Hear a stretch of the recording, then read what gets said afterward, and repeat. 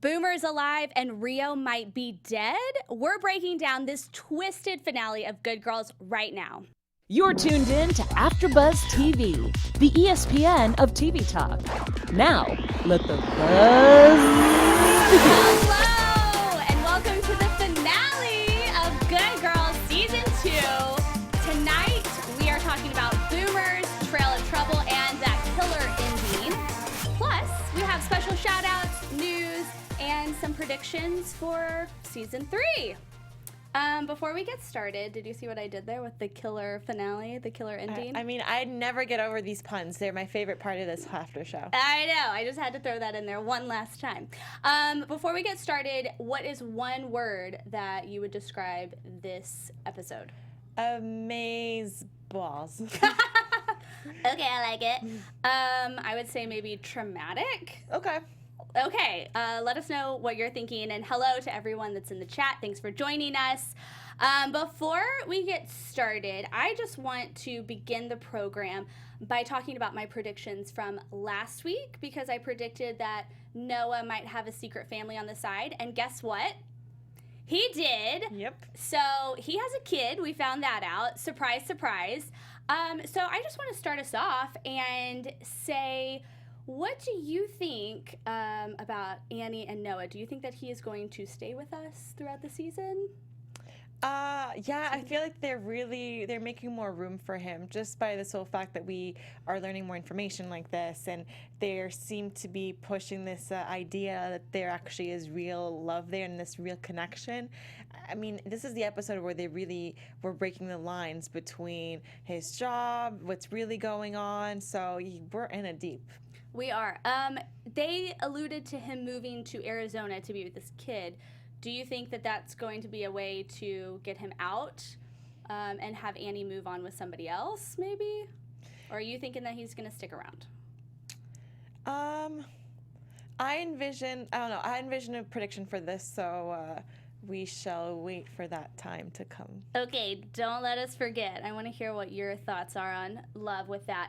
Do you kind of think that he's maybe like a good guy from all that he's been opening up with? Because I know you've had some very strong opinions on him being a bad guy throughout, especially when he's lying to Annie and everything. Do you think he's kind of changed his ways and he's a little bit better of a guy now that he's open and he's been honest with her about being in the FBI, and now we're just seeing his true colors? I don't think that he's necessarily become a better guy, but I think the only growth that I am seeing is more so he's realizing how his job and his real life emotions are really intertwined, and that this is going to be a very difficult thing for him. Yeah, that's exactly right. When it comes down to it, is he going to choose his job or is he going to choose Annie? I think that's the real question, because we're coming to a crossroads here where it's like, if they sent him to Arizona, Annie does not have enough sunscreen to be able to survive in Arizona. I've spent a summer in Phoenix, and they don't joke about the summer, about the sunshine there. So I don't think she'd make it. I don't think she'd like it. So I think it's going to come between his job and Annie and love. Very true. What will he pick? I don't know. You guys in the chat, let us know. What do you think? Let us know. From the beginning, I know that he wasn't portrayed as the best guy, but I've always had a soft spot for him. So I would like to see him stick around and have like a real relationship, because up until now it hasn't been a real relationship at all. We have an early prediction already from someone in the chat who's saying that they are really scared that Annie might be pregnant next season. Oh, that would be another added. Can you imagine her being a mom again? I don't know. Maybe that would be good for her. We'll see. Okay, guys in the chat, thank you for being out there. Keep chatting, keep letting us know what your comments are as we go along, and we'll keep shouting you out. So thanks for being there. Let's go ahead and move on to some of the bigger events that happened in this episode. So Boomer, we know, is trouble, dead or alive. In this episode, we see the girls struggle to get Boomer to confess, but he's scared of Rio, is the whole thing. So that's why he's wanting to literally stay dead and change his face with plastic surgery. because he's always got these wild ideas. So let's talk about all the trouble we've had with Boomer in this episode. First, the girls return to their roots and they rob a bank. Again, so this kind of is starting to feel pretty routine. What did you think about the girls being at the mercy of Boomer? Oh, this is interesting because I thought this was a dynamic that we would not be seeing anymore, and it kind of made me enjoy that. The thrill of having Boomer around is a real. I know. We haven't seen this since the very early episodes. So episodes, I don't know, 2 and 3, maybe 1 in there. Boomer is really dictating what the girls are going to do. So he's got them kind of blackmailed, and we are finally seeing that come full circle in this episode. I like it. I thought it was a good thing to kind of bring back, but man, do I wish Boomer would have just stayed dead. That would have helped a lot. So he just keeps coming back. But honestly, he is trouble, whether he's dead or alive. Yeah, he's the gift that keeps on giving. You know, wherever he is, as you're saying, dead or alive, trouble follows. Trouble always follows him. Now, with the girls going through robbing a bank again, Ruby, we're seeing some changes with her relationship with Stan. They just kind of grow closer and closer together. I just love that family unit I have from the beginning. Now Ruby is telling Stan her plans. So she's being honest with him up front and saying, hey, guess what? I'm going to rob a bank tomorrow. And Stan's really jumping on board even more than he has in the past, and he's giving her tips on when to rob the bank. Go at 2:00. That's when the cops change shifts. So do you think that this is good that Stan is kind of still joining the girls? Yeah, I think Stan's, he's, once you kind of enter this mafia of sorts, you're in it for sure. And just like the girls, when we think of how this all really began, they're going to rob a grocery store, right? In and out. And as we come to learn, that's not how this works. So he's in it for the long run. He is. He's in it too deep. The girls didn't even use masks this time. You know, I feel like they're getting really comfortable in their life of crime. That actually is a great point. They kind of hid their face a little bit, but yeah, I think because they were hoping to do it rather quick versus just busting open and with the whole mask and the whole hostage situation. I'm not sure, but that's a very great point. Yeah, and I think we've seen in some of their other bank robberies that they have fun with the masks. You know, they do the tie-dye mask, they do different things, so it's kind of been you know, a motif that follows us through. And then this time we just see Annie with a scarf. So they're just playing fast and loose on this one. So just want to throw out a couple of things in the chat.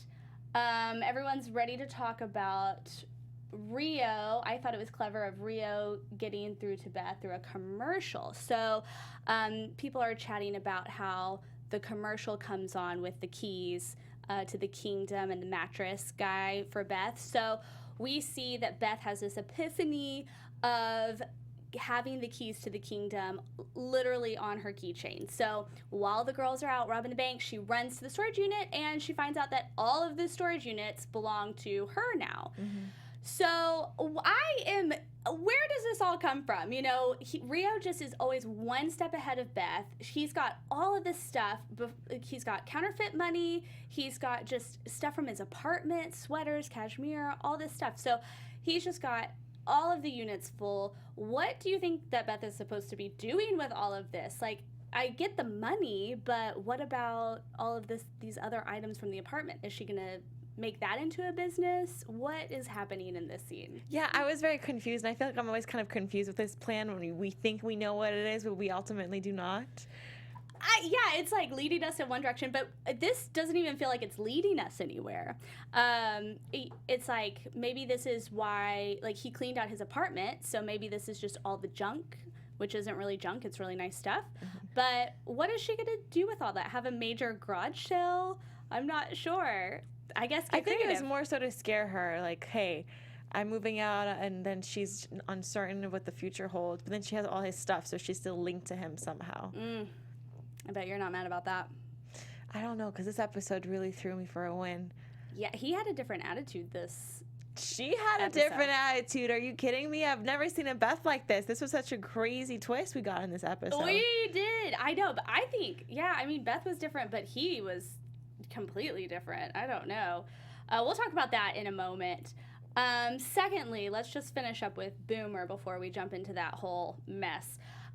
Marion drags Boomer to the police station and tells him to put his big boy pants on and do the right thing. But I just wish he would have done that a little sooner, for Beth's sake at least.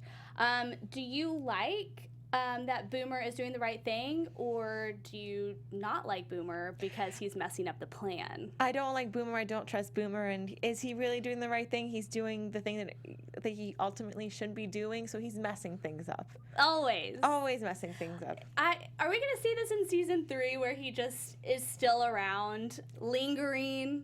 I feel like if they brought him for this finale and we didn't see him die or anything, he's here to stay at least for a few more episodes. I don't know about a whole season 3, but you never know with this show. Maybe they'll kill him off again and then bring him back. Again and again. Again and again. He's like a cockroach. Cockroach, yes. We've said it before. We'll but say you it literally again. cannot kill him. You can't kill Boomer. All right. Everyone's excited about this big garage sale that Beth can be having with the unit. What items would you be taking? Well, I mean, she said some nice clothes and stuff. Maybe I'd sort through that. 100%. That's what I'm grabbing right away. He's Cashmere? always wearing Do you know how soft that is? so soft, and even his denim jackets are really cool. Like I could rock his style. He's a cool cat. Cool guy. He's a cool guy. So he's got some good stuff. There was some good furniture in there too. Mm-hmm. I'm always up for an apartment renovation, you know? Okay, so we've got some people in the chat saying Boomer equals bad penny. Okay, I like that. Short and sweet. Other people are saying that they would wear... Vic is saying she'd wear his clothes. Vic would also say I'm wearing his shirts to sleep. I bet they smell real nice. Real nice ladies. Okay, I like that. Okay, now, did we see this plot twist coming with Boomer being alive and going to... There were a few plot twists, so I just want to clarify. Boomer going to Agent Turner and saying, hello, I'm alive. I'm here. No. I never know what to expect, and that was such a shocking scene because we had, especially how they set this all up, that he was really refusing to do so. He wasn't going to do so. He was going to make these girls' life miserable, and in order for him to do so, there's all these circumstances, and then it's like, and he decides to go the other way. I know. He's unpredictable, that one. Very. He's just a slimy guy. I know I don't want to harp on it too much, but I do because he's just always a mess. And he treats his grandma so terribly. Like, I just think that in itself is a testimony to his character. Like, just the way that he orders her around to do stuff and get him a drink and get his vision boards. Like, what a nasty guy. I think that they should kill him off again. Yeah, the gun should have been pointed to Boomer. I'm just saying. All right, speaking of guns, let's talk about Rio and Agent Turner. The biggest moment in this season is Rio kidnapping Beth and telling her to kill Agent Turner. But love makes you do crazy things, right? Oh, my Lord. Oh my gosh. I mean, what a scene. I am like sweating, getting nervous thinking about this. Just the whole way that they edited it together was really well done. This whole episode, there's a lot of back and forth, so you have to really pay attention, you know, what's happening now, what just happened, and all that stuff. So for this scene, Rio kidnaps Beth. Do you think that this is because he's protecting her, or do you think that this is business as usual? What is happening in this scene? Let's break it down. I don't know. I'm just so conflicted by the whole thing. Honestly, the whole time I was on the edge of my seat, just really trying to realize, like, I just don't know. This finale really took me for a whim. Really. Okay. Well, let's just chalk it out. Let's talk talk Tell through me what this. you think, my friend. Okay, so we've got Beth, who has already confessed everything to Agent Turner because, as we just talked about, Boomer kind of made her do that, and he showed up late to the party to say that he's alive and help the girls out. So she's already confessed. Agent Turner knows everything. I think in Rio's mind, it's either he's got to kill Beth and get that rotten egg out of here, or he's got to kill Agent Turner. You think Rio is thinking about killing Beth? I don't think he was ever going to, but I think in his mind, he's like, well, she's already confessed everything. I got to get rid of her, or I got to get rid of Agent Turner. Yeah, which is really strange because I wonder now his emotions are caught into this because it's a lot easier to kill her. Killing Agent Turner, let's not forget, as you're saying, there's a tape out there. There are several witnesses in that room.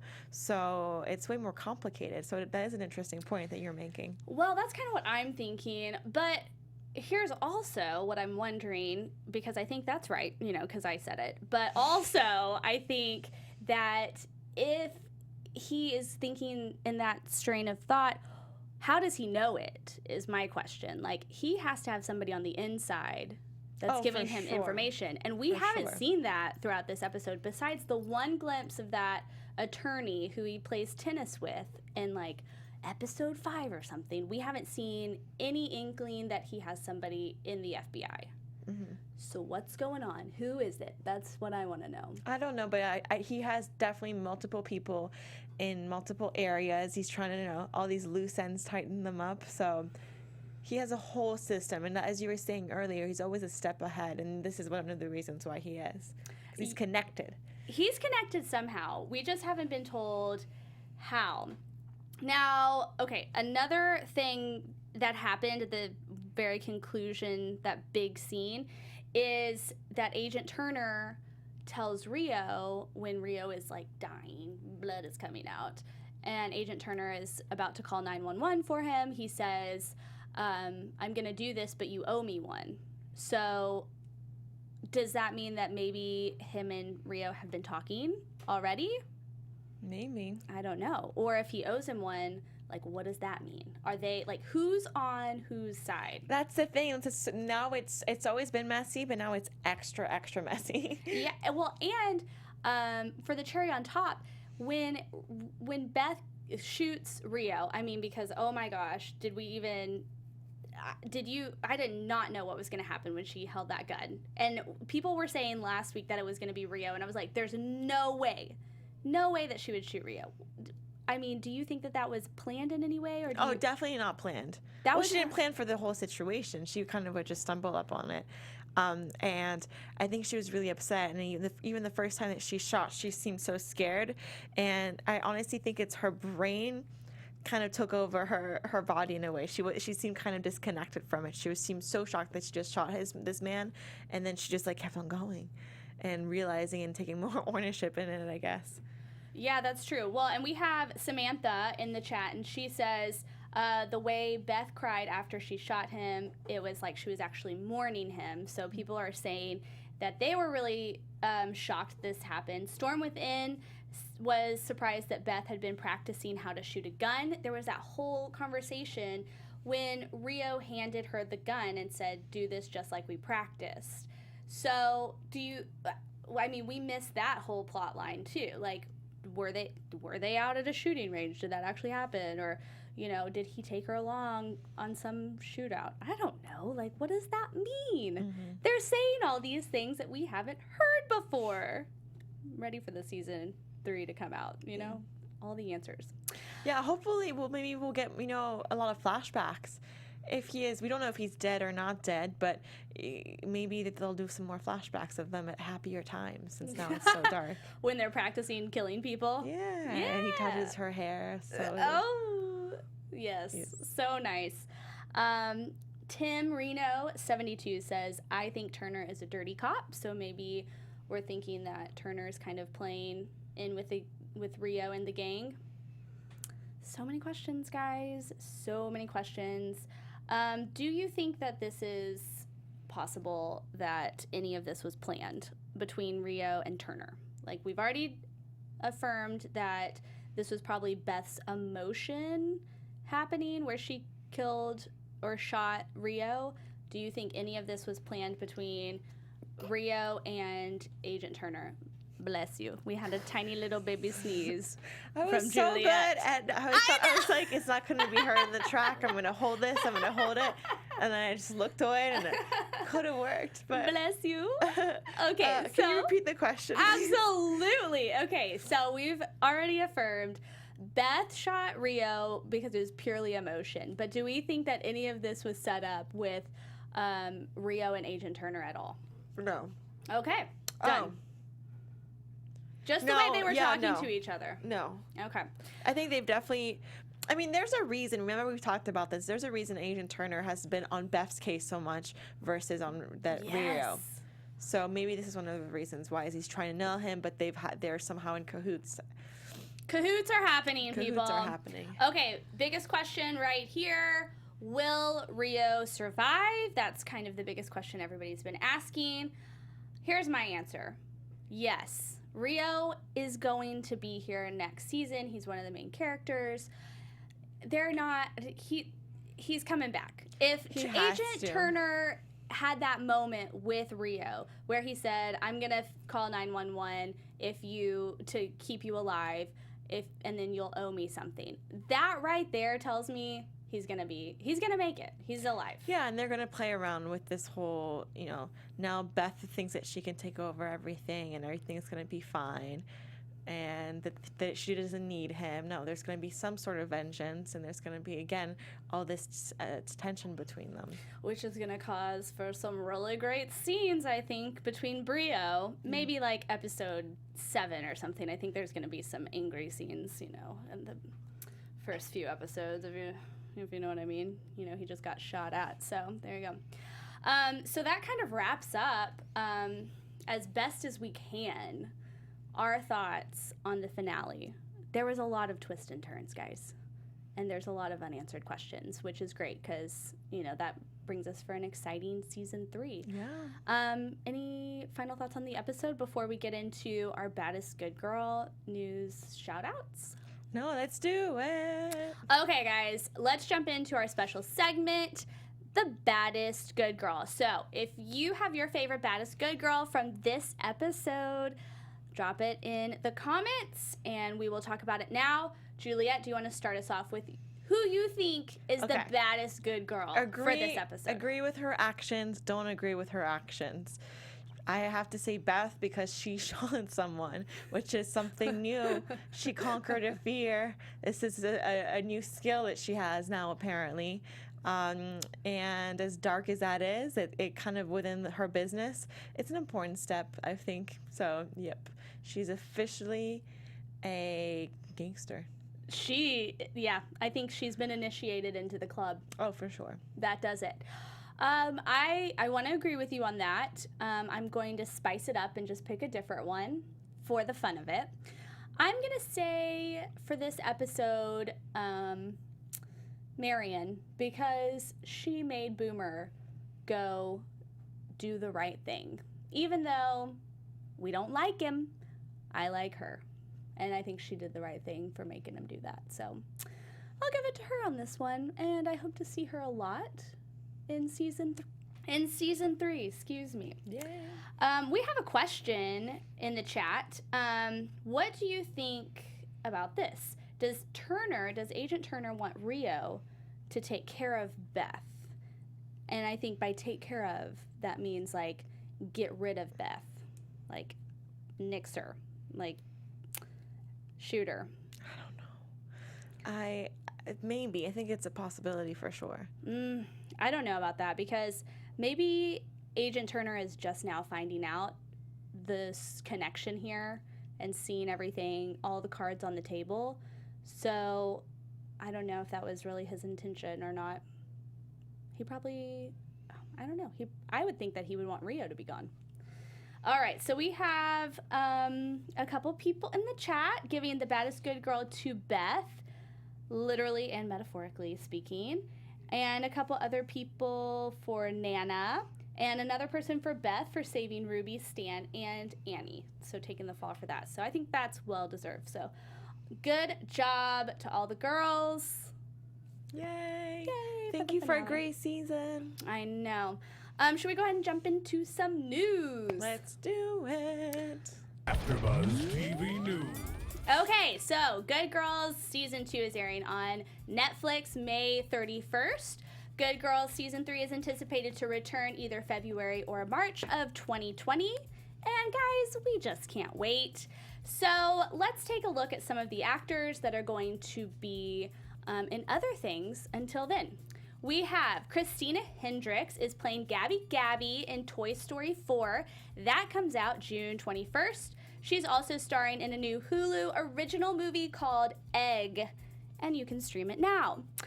Retta is guest starring in a comedic web series called An Emmy for Megan. She is also still selling her book called So Close to Being the Shit Y'all Don't Even Know.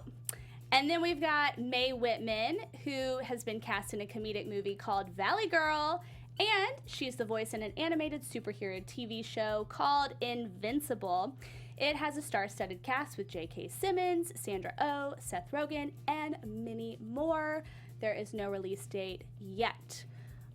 Juliet, you want to do the last couple? Yeah, Reno Wilson is starring in a movie called Bolden about the jazz legend Louis Armstrong, which is currently in theaters until March 3rd. This is great. Weren't you talking about a podcast that he was doing earlier? He's also doing a podcast. So you guys can listen to the podcast on your way to the movie theaters to go see him, which is really, really exciting. He's also finishing up filming 2 movies, a comedy called Head Shop, which is supposed to be released in February 2020, and a drama called Tyson's Run, and there's no release date yet. Matthew Lilliard, am I saying that correctly? Is voicing Shaggy in the TV show Scooby-Doo and Guess Who. You can find this Scooby-Doo series on the Boomerang app. I didn't even know they had that. Very interesting. Lilliard is also starring in sports drama called One Heat, and again, no release date here just yet, but stay tuned because it will be a good one. Last but not least, we have James Leisure, who was just cast in a CBS TV movie called Republic of Sarah. Very exciting stuff. So I know this is not, episode 1 of season 13 of Good Girls that we wish we already had at our fingertips, but still, this is just very exciting to see people are still busy. They're, in the industry doing exciting stuff. So make sure you support them because it's all about the Good Girls family. It is. I know. We can't wait to watch them when they come back on season 3. Yeah. Should I have some shout outs now? Yeah. Before we do shout outs, though, we are going to be talking about our favorite moments from season 2. So if you guys have any of your favorite moments, drop those into the conversation right now, and we'll read them out when we talk about it. So let's go over to some shout outs. Yay. Okay. So am I shouting people out or am I telling? Okay, so we wanted to say thank you to our loyal listeners and viewers and fans who comment week in and week out. It's been such an amazing journey the last few weeks with you guys, so we thank you dearly. We just want to shout out a few people who are consistent and always there, and you guys are the best. We have Candace Brown. Shout out to you, Candace. Yay! Vic Contreras, thank you so much for tuning in. Thanks, Vic. Storm Within, always in the live chat. We really, really appreciate that. Love you, Storm Within. Tia Diaz, thank you so much for listening. Samantha Winkler, Micah Dawn, KLB, Unicorn Can 379, Steven Starr, Sweeney Todd at 98, Jordan Harrington, and last but not least, Renee Cervantes. Woo! Thank you guys. It's been so awesome to see you guys comment and be in the live chat and just leave a bunch of wonderful things. Let us know what your thoughts are. And for you guys that are following us on social media too, to chat with us on Twitter and Instagram and things like that. We really appreciate chatting with you guys. It's just so nice to have this little family of super fans. This is what AfterBuzz is all about, the super fan network. So it's really neat to find a group of people who are just excited as we are each week to be able to not only watch the show, but talk about it. So it's our own book club. It really, really is. It really, really is. Okay, so like I said, keep letting us know what your favorite moments were from season 2.